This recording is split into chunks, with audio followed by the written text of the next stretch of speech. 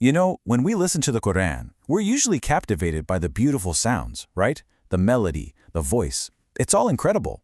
But what if I told you that some of the deepest meaning is actually hidden in the silence? Yeah, that's right. Today, we're diving into the amazing art of the pause.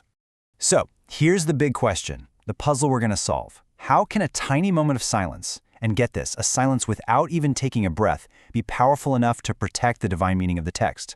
We're about to find out as we explore a really cool rule called a sakt. It's this brief, breathless pause that, believe me, packs a huge punch. Okay, so before we get deep into sakt, we got to be clear on what it isn't. You know, in recitation, there are basically 3 ways to stop. You've got waqf, that's your standard stop to catch your breath before you keep going. Then there's cut, which is like, okay, I'm done reading for now. But then there's sakt. See that last column? The big deal here, the game changer, is no breath. You pause, but you don't breathe. And trust me, that makes all the difference.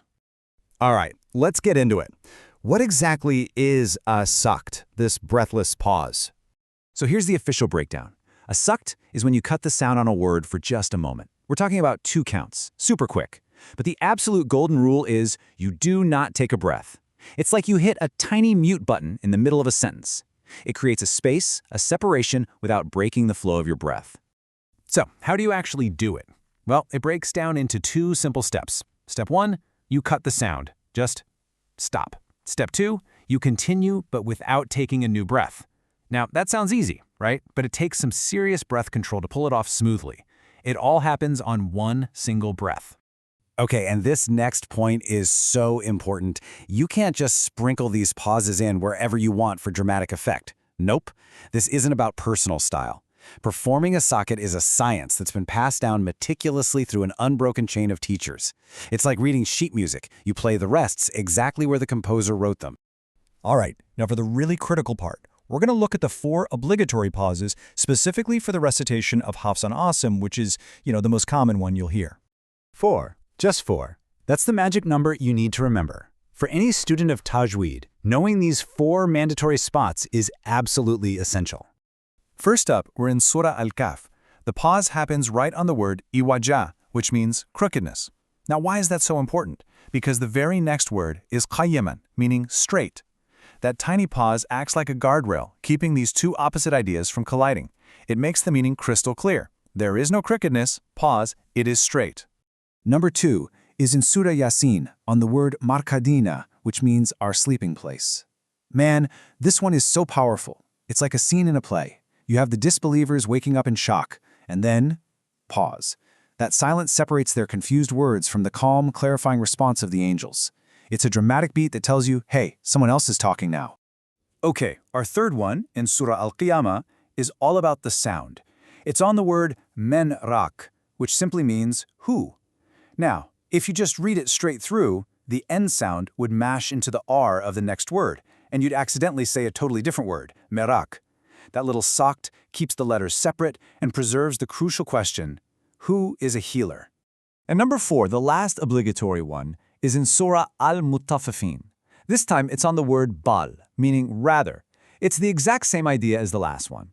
Without that pause, the L at the end of bal would bleed into the R of the next word, messing up the sound and the meaning. The sakt acts like a tiny firewall, making sure the message, nay, rather, comes through perfectly. So we've covered the 4 must-do pauses. Now let's look at 2 permissible ones. These are for when you want to show some next-level skill. This first one is all about clarity. You know how sometimes 2 identical letters from different words can get smushed together when you speak? This sakt is basically a tool to prevent that from happening, making sure every single letter gets heard. And here's the perfect example from Surah Al-Haqqa. See the word malia. It ends with a ha sound. The very next word, halaka, starts with a ha sound.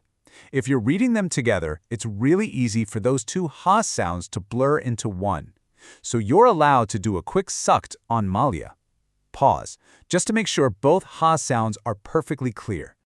Okay, this last one is super unique. It's all about how you get from Surah Al-Anfal to Surah At-Tawbah.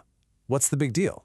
Well, At-Tawbah is the only surah that doesn't start with the Bismillah. So it raises a really interesting question.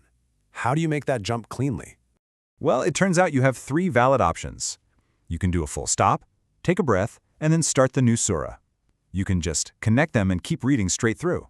Or, for a little bit of flair, you can perform a sakt, a quick, breathless pause on that last word of al-anfal before you jump into at-tawbah. It's a really elegant choice for a skilled reciter. Okay, so sakt is kind of special because it's usually not marked.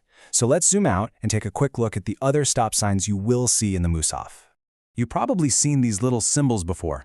Think of them like traffic signs for recitation. The meme is a red light. You have to stop. Qaf lam means stopping is preferred. Sad lam means continuing is better. Jim means it's your call. Either way is fine. And lam alif is a green light. Don't stop here. It's all just a roadmap to make sure the meaning stays perfectly intact. So when you put it all together, as-sakt is so much more than just a brief silence. It's a precision instrument. It's this tiny, subtle rule that acts like a bodyguard for the meaning of the Quran, making sure nothing gets misunderstood, not even by a single sound. And that really leaves us with one last thing to think about.